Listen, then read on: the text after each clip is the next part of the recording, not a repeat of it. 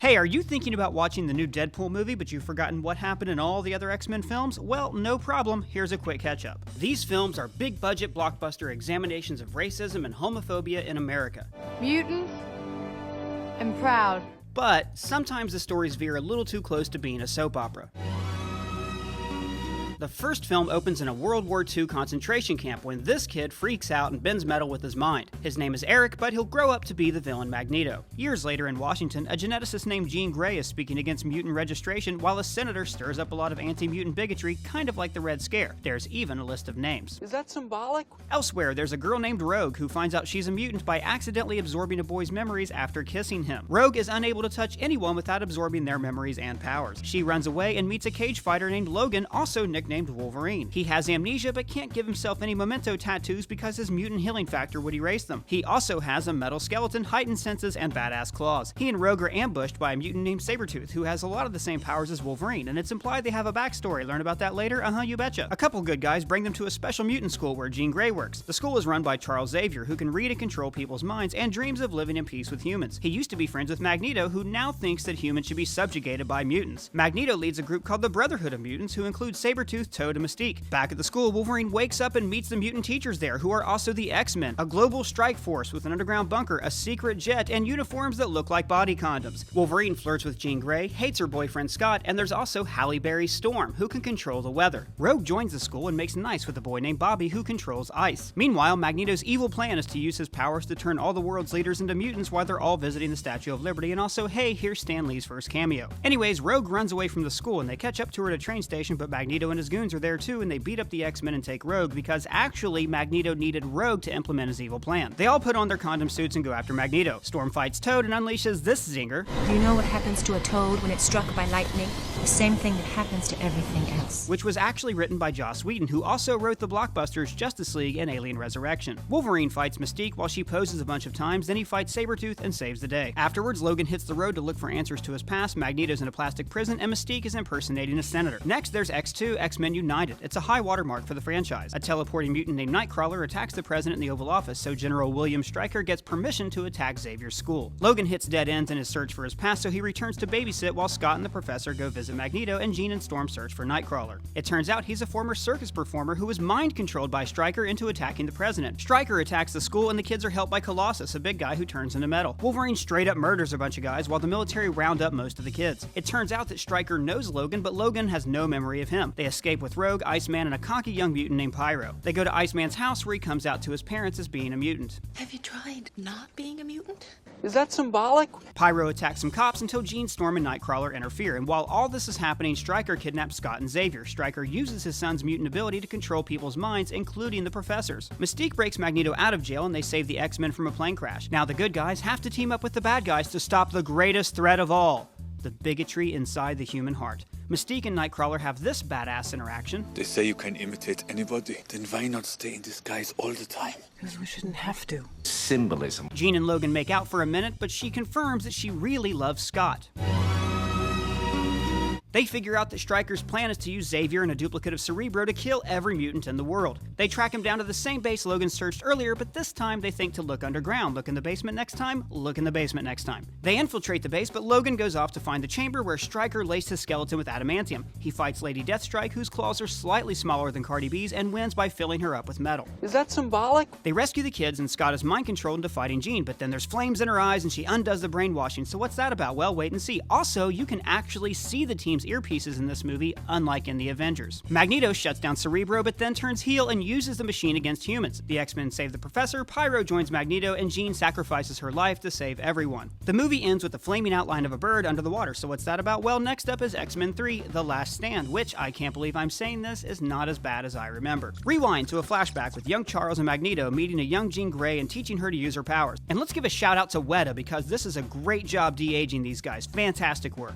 Proud of you. Now, fast forward again to another flashback to 10 years ago of a wealthy boy named Warren Worthington who's growing angel wings. Like in the movie Teen Wolf, the manifestation of mutants' powers serve as a metaphor for puberty. What the hell are you doing in the bathroom day and night? During the training exercise, we get a fastball special and meet Ellen Page's Shadowcat, who phases through walls. And Rogue is jealous, and she thinks that Bobby likes Shadowcat more because they can actually touch. And she's probably right. Meanwhile, at the government, there's a Department of Mutant Affairs now where we meet Hank McCoy, the Beast, old friend of the X-Men and current cabinet secretary. Scott is really sad about Jean's death, so Professor X wants Storm to take over someday, and because Halle Berry was a much more bankable star than James Marsden. Scott goes back to the place where Jean died to scream at the water, but then she comes back to life. How? Telekinetic cocoon, but she's evil now and kills Scott with kisses. It turns out that Jean is the most powerful mutant ever, but had an alternate personality called the Phoenix that was so evil the professor created mental blocks to keep it in check. Meanwhile, Beast tells the X-Men that Worthington's company has made a drug that cures mutant powers, and Rogue is all like, ooh, I want to kiss my boyfriend now. Warren's dad wants to try the mutant cure out on him, but he refuses and flies away. Carry on my wayward son. In an underground Blade club, mutants argue about the cure, and Magneto recruits a shitload of them to join his Brotherhood. The Brotherhood breaks Mystique and a few other mutants out of jail, including the Juggernaut. I'm the Juggernaut! But the cops shoot Mystique with the cure, and now Magneto is like, ew, humans, gross, but really, when she's normal, she still gets to look like Rebecca Romaine, so that's not a bad life. Jean wakes up, and now she's all hot for Logan, which is super up because she just killed her fiancé about 10 minutes ago. Watch out, boy, she'll chew you up! Her evil side takes over, and Charles and Magneto both try to recruit her, but she joins Magneto's team and pops the professor like a balloon. Afterwards, Storm becomes leader of the X-Men, Warren enrolls in the school, and Rogue runs off to get cured. Magneto's army attacks Alcatraz, and oh man, the Golden Gate Bridge has no luck in movies. The X-Men show up, and there's a big fight, while Jean stands on a hill and doesn't attack for literally no reason. Warren saves his dad. Carry on my wayward son. While Beast and Logan pump the cure into Magneto, turning him into a human, which is a nice reversal of the first movie when he tried to turn humans into mutants. But Jean is still like mad evil, and she peels the flesh off Wolverine's bones, and he's forced to kill her. Rogue loses her powers, Magneto kind of gets his powers back, and in Marvel's first post-credits scene, Professor X transfers his mind into his comatose twin brother's brain-dead body. Next up, we're going to rewind to the year 1845, where two boys named James and Victor live on a large estate. James is wealthy, and Victor is the son of the groundskeeper, who then kills James's dad. James grows bone claws, kills him right back, and finds out that the groundskeeper was his real dad, and Victor is his half-brother. And they run away together, and then we get an incredibly kick-ass montage where these two superpowered immortals fight 100 years worth of wars. In Vietnam, Victor takes out a superior officer. They survive a firing squad and are recruited by young William Stryker, who's putting together a special team of mutants. One of them is a mouthy sword-wielding assassin called Wade Wilson. Logan eventually walks away from killing. Fast forward 6 years later, and he's working as a lumberjack. He's a lumberjack and he's okay. He's also living with a nice woman who I bet lives a really long life. Never mind, Victor killed her. Stryker shows up and says, I can make you indestructible. Then he pumps Logan full of adamantium in a scene that looks a lot like David Fincher directed the first Avenger. He freaks out, meets a nice farm couple, they die, and his claws look about as realistic as the singing sword from Roger Rabbit. Logan goes around meeting a bunch of different mutants and saying things like, oh hey Blob, what's up Gambit? Thanks, buddy Holly. Dang, Elvis Presley. And Stryker kidnaps all of these potential spin-offs for experiments. Logan finds out that Victor was actually working for Stryker all along, and so was his girlfriend, and she never actually loved him. Then Wade, the funny, charming, handsome mutant from earlier, comes back as this guy, and Stryker calls him Deadpool because he's a pool of dead people's powers. That's terrible. Logan fights Deadpool, really boring? Yes it is, and everyone is saved. Stryker shoots Logan in the head with an adamantium bullet, so now he has amnesia. The kids are freed, and they meet young Charles. Oh my god, who did this? Who did this effect? Hydraulics? No, this is why you only hire quality people like Weta. Now let's rewind again, back to young Magneto bending metal in the concentration camp. A mutant Nazi named Sebastian Shaw teaches little Magneto to use his powers through anger. Meanwhile, in Westchester, young Charles Xavier meets young Mystique, and they grow up to be the best of friends. Fast forward to the 1960s, and Charles is now reading girls' minds to get them into bed. He's soon contacted by Moira McTaggart, a CIA agent who wants to stop the Hellfire Club, a group of evil mutants who are led by Sebastian Shaw. Shaw wants to start nuclear war because evil. Meanwhile, Magneto is traveling around the world and hunting down Nazis. He finds Shaw, gets his ass kicked, but Charles and the others show up to save him. Now the whole group join the CIA's mutant division where the Beast works, but he has kept his mutation a secret. You didn't ask, so I didn't tell. Is that symbolic? Magneto and Charles form a reluctant friendship, and they recruit mutants using Cerebro. Everyone then goes to Charles' Westchester house and learns to use their powers. Magneto and Mystique hook up, and Hank's experiments on himself backfire. The X-Men stop the Cuban Missile Crisis, Magneto kills Shaw, but then goes heel and turns the missiles on the humans. Classic Magneto. Charles stops him but takes a bullet in the spine. Magneto leaves with Mystique and a few other followers. Later, Charles erases Moira's memory with a super kiss stolen from Superman 2? Yes. Alright, let's rewind again to the end of World War II, where Wolverine is a prisoner of war in Japan. As the atomic bomb goes off, he saves the life of a Japanese soldier named Yoshida. Fast forward to present day, and he's having night terrors after killing Jean. He gets pissed at some hicks for killing his favorite bear, and a young woman shows up to bring him back to Japan. She's a mutant named Yukio, and her power is to see how people will die. She works for the same soldier whose life Logan saved, but now he's the most powerful businessman in Japan. The old man offers to take away Logan's curse of immortality and use it for himself. Logan turns him down, but still loses his powers in the tradition of great superhero sequels like Spider-Man 2 and Superman 2. The next day, Yoshida is dead. Foul play isn't suspected, but it sure looks like this lady, Dr. Viper, is up to something, mostly because her name is Dr. Viper. And there's a lot going on here, with a conspiracy involving the government, the Yakuza, ninjas, Yoshida's disinherited son, and everyone is trying to kill his granddaughter, Mariko. Logan goes on the run with Mariko, and eventually the two fall for one another. And the next morning, Logan is able to bust out those lumberjack skills. Yukio comes back because she saw a vision of Logan's death. Mariko is kidnapped, and Logan destroys a robot that was on his heart, sucking away his powers. They track Mariko to the ninja compound, shout out to Kurosawa's Throne of Blood, where Dr. Viper is building an adamantium armor with the old man Yoshida inside. It turns out he wasn't really dead, and he was actually behind everything all along. What? He tries to steal Logan's powers, cuts off his claws, but his granddaughter stabs him in the head. Logan used to view his power as a curse, but now he sees it as an opportunity to be a champion for life. Fast forward a couple years, and Wolverine encounters Magneto and the Professor at an airport, and they're all like, oh, we need your help, man. So fast forward again by a decade or so to the future, when mutants are being hunted down by robots called the Sentinels. Xavier and Magneto lead a band of survivors, including Wolverine and other people you'll recognize from the first 3 movies. They work up a plan to send Wolverine's consciousness back into the past to stop the dystopia from happening. Back in the 1970s, the inventor of the Sentinels, Bolivar Trask, who used to look like this but now looks like this, was assassinated by Mystique, and they used her DNA to make these killer robots. So rewind to the 1970s when Logan shows up at the X Mansion, but instead of teaching kids, Professor X is dressed like Eric Stoltz from Pulp Fiction and injecting himself with a drug that dampens his powers and helps him walk. Mystique is in Vietnam, saving mutants from being sent to Trask at a young William Stryker who used to look like this and now looks like this. Toad is there, remember him? They need Magneto's help to find Mystique, and so they recruit a mutant with super speed named Quicksilver to break him out of jail in what has to be the best scene in any X-Men film. Magneto and Charles still aren't cool with each other. They stop Mystique, but Magneto heel turns, classic Magneto, and the dystopian future is still happening. Trask convinces Nixon to make Sentinels, which Magneto uses to attack the president at the White House. Mystique stops the assassination, prevents the dystopian future. Logan wakes up in Xavier's school to find that Scott and Jean are alive. So nothing in The Last Stand ever happened, so forget that. And Logan is fished out of the river by Stryker, so I guess he wasn't in Vietnam and didn't become a lumberjack and see his fake girlfriend killed. None of that happened either. Wait, did any of this stuff happen?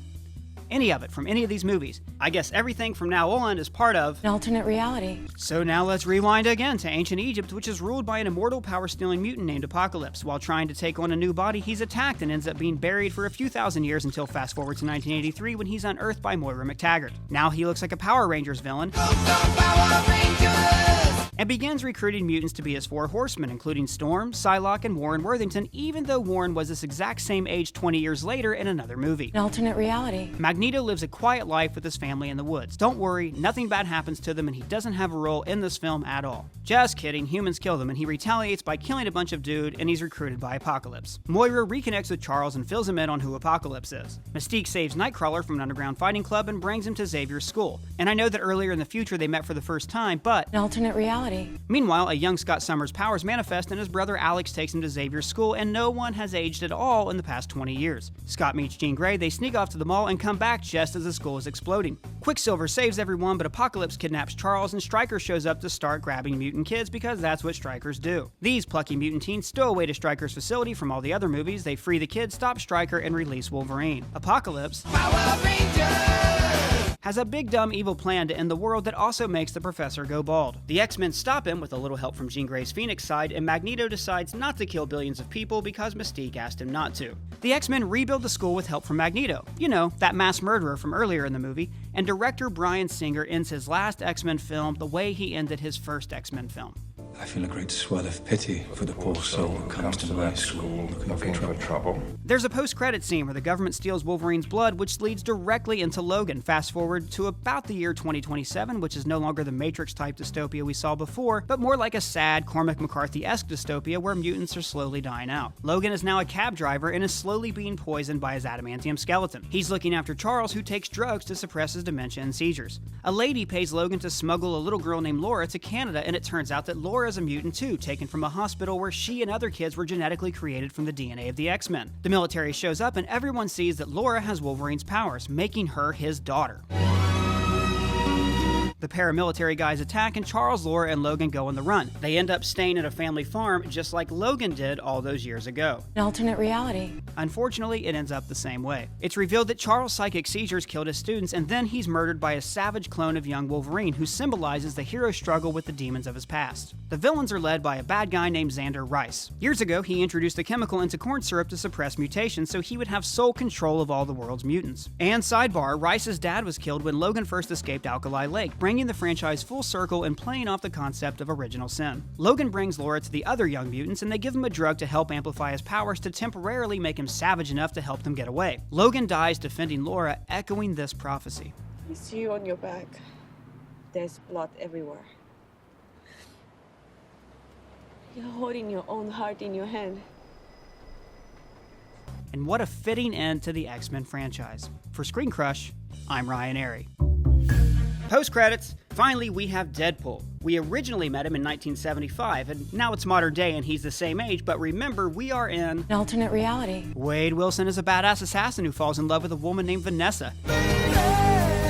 Everything is great until he gets terminal cancer. He volunteers for an experiment run by a guy named Francis who loves to torture Wade. Afterwards, Wade is basically invincible, but he looks like a slightly more attractive Randy Johnson. So he doesn't want Vanessa to see him and he hunts down Francis to undo the procedure. He lives with a lady named Blind Owl and his friend Weasel gives him his superhero name from a fighting tournament called the Deadpool at his bar. On the way to catch up with Francis, Deadpool meets Dopinder, who has a convoluted backstory straight from a Bollywood film involving his wicked cousin kidnapping his true love. Anyways, Deadpool almost kills Francis, but Colossus and another X-Man named Negasonic Teenage Warhead stop him. Oh, and Colossus has a Russian accent now. Francis kidnaps Vanessa, Deadpool kills Francis, and Vanessa doesn't mind his ugly face, and the X-Men franchise is reborn, until Marvel regains the rights and all of this is erased and we get to start all over.